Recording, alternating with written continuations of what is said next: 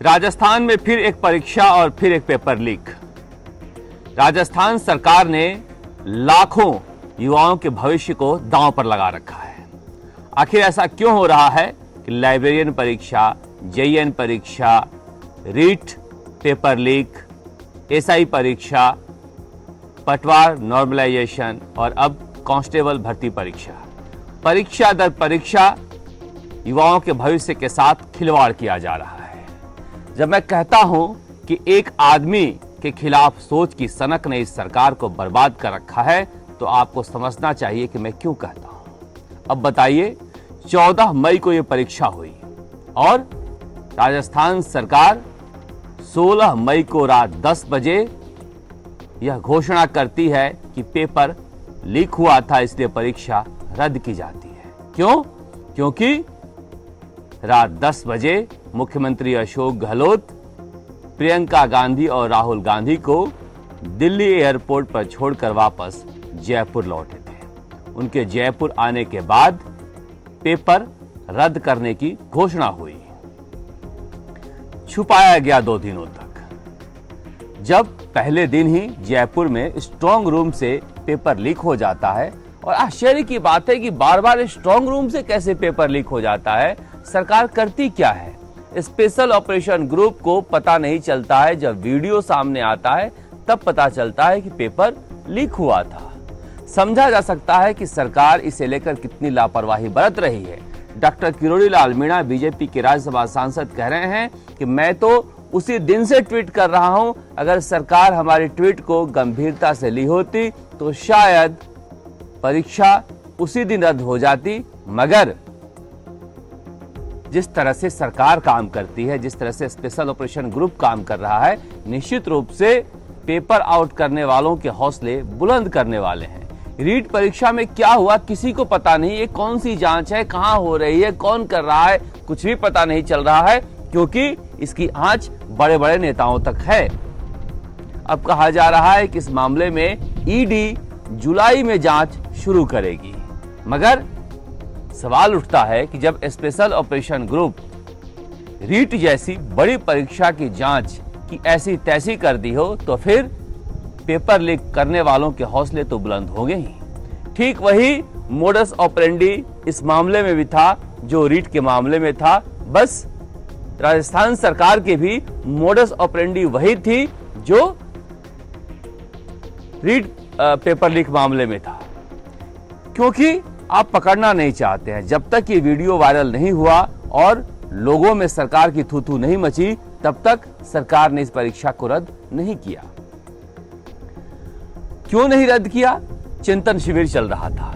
तो क्या जरूरत से ज्यादा पुलिसकर्मी, अधिकारी, सुरक्षाकर्मी सारे चिंतन शिविर में लगा दिए गए थे, जैसा कि डॉक्टर किरोड़ी लाल मीणा कह रहे हैं?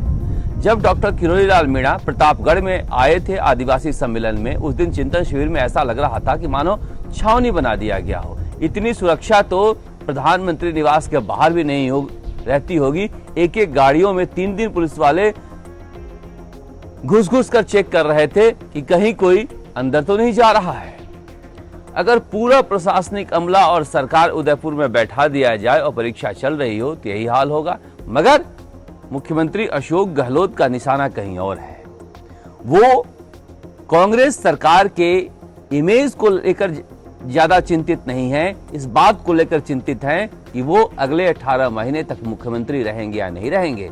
जिस तरह से राहुल गांधी और प्रियंका गांधी के गुणगान करते करते और कल रैली में रिपोर्ट कार्ड रख रहे थे राहुल गांधी के सामने, ऐसा लग रहा था कि वो अपना पद बचाने की आखिरी कोशिश कर रहे हैं। जब से यह फैसला लिया गया है चिंतन शिविर में युवाओं के हाथ में कमान होगी, उन्होंने अपनी सारी चालें बदल दी है और फोकस कर रहे हैं राहुल गांधी और प्रियंका गांधी पर। वरना आप दिल्ली तक जाते हैं उन्हें छोड़ने के लिए, छोड़ने नहीं गए थे, दरअसल कुछ बातें कहने गए थे। दिल्ली एयरपोर्ट पर दिल्ली नहीं जाते हैं, बल्कि उन्हें उतारकर वापस जयपुर आते हैं। तो समझा जा सकता है कि बेचैनी को। हालांकि भीड़ अच्छी इकट्ठा हुई थी बनेश्वर धाम में, लेकिन मैं वही बात कहता हूं कि भीड़ आपके पास सरकार है, आप इकट्ठा कर लेते हो। भीड़ में कितने लोग आए यह मायने कभी नहीं रखता, भीड़ किस तरह से रिस्पॉन्स करता है यह मायने रखता है। कल की जो भीड़ थी बनेश्वर धाम की, वो कांग्रेस के लिए चिंता बढ़ाने वाली थी। उस भीड़ ने एक बार भी रिस्पॉन्स नहीं किया। ऐसा लग रहा था कि लोग भरकर बुलाए गए हैं, चाहे वो नरेगा कर्मी हो, मनरेगा कर्मी हो, या फिर बनेश्वर धाम में स्नान करने आए हों। ऐसा लग रहा था कि भीड़ चुपचाप बैठी है। मुख्यमंत्री अशोक गहलोत अपने रिपोर्ट कार्ड रख रहे थे, जिससे कोई मतलब नहीं था वहां पर भीड़ की। राहुल गांधी अपनी विचारधारा बता रहे थे, आदिवासियों को कोई मतलब नहीं था, मगर फिर भी सरकार डरी हुई थी। सरकार डरी हुई मैं क्यों कह रहा हूं? क्योंकि काले कपड़े उतरवाए जा रहे थे। पुलिस आपकी, सरकार आपकी, लोग आपके, फिर भी इतना खौफ। कुछ तो बात होगी कि आपको इतना खौफ है अपने खुद के लोगों से। आदिवासी थे, कपड़े पहनकर आए थे, दूर दराज से आए थे। उन्हें काले कपड़ों के नाम पर कि कहीं राहुल गांधी का विरोध न हो जाए, काले कपड़े न दिखा दें, उतार लिए गए, उतरवा दिए गए। ये संदेश अच्छा नहीं जाता है जिसने भी किया हो। मगर मैं फिर कह रहा हूं कि राजस्थान में समस्या इसलिए है कि मुख्यमंत्री अशोक गहलोत का पूरा फोकस अगले 18 महीने तक पद पर बने रहने की है, और वो किसी भी सूरत में, किसी भी हाल में कामयाब होना चाहते हैं। क्योंकि जिस तरह से कांग्रेस ने रणनीति बदली है, उनकी कोशिश है कि सचिन पायलट को किसी भी तरह से हाशिए पर रखा जाए, और इसी कोशिश में ये लगे हुए हैं। मगर सवाल उठता है कि ठीक है, हर व्यक्ति को मुख्यमंत्री के पद पर रहने के लिए वो सब कुछ करना चाहिए जो अशोक गहलोत कर रहे हैं, मगर क्या शासन प्रशासन में इसका असर पड़ रहा है? क्योंकि जो राजस्थान के लोग हैं उनकी मान्यता यह है कि सरकार सचिन पायलट को लेकर इतना पॉजिटिव है कि बाकी कामकाज प्रभावित हो रहे हैं। अब देखिए, जोधपुर से सीआईडी वाले बुलाए गए थे उदयपुर के चिंतन शिविर में। मैं उनके साथ बैठा था। मैंने उनसे पूछा कि जोधपुर के दंगे क्यों हुआ, क्यों आप लोगों को पता नहीं चल पाया? तो उन्होंने कहा कि सीआईडी का दफ्तर नहीं है, वो पॉलिटिकल ऑफिस है, हर दिन भर पॉलिटिकल काम ही होते रहते हैं। तो इस तरह के हालात बने हुए हैं राजस्थान में कि जो खुफिया एजेंसियां हैं वो एक पॉलिटिकल दफ्तर की तरह काम कर रही हैं, जिसकी वजह से सरकार की इंटेलिजेंस फेलियर है। जो पुलिस प्रशासन के अधिकारी हैं वो गंभीरता से चीजों को ले नहीं रहे हैं, क्योंकि जानते हैं कि मुख्यमंत्री अशोक गहलोत कमजोर हैं, कड़े फैसले नहीं ले सकते हैं। वो हर बात में बीजेपी को दोष देने से आप सफल नहीं हो पाएंगे। दंगों के लिए बीजेपी को दोष दे रहे हैं, तो क्या पेपर लीक के लिए भी बीजेपी को दोष देंगे? बीजेपी को कोस कोस कर कांग्रेस कुछ हासिल नहीं कर सकती है, यह बात मुख्यमंत्री अशोक गहलोत को समझना चाहिए। हम मुख्यमंत्री अशोक गहलोत की आलोचना इसलिए कर रहे हैं क्योंकि यह राजस्थान के करोड़ों युवाओं के भविष्य का सवाल है, जिस पर सरकार गंभीर नहीं हो रही है।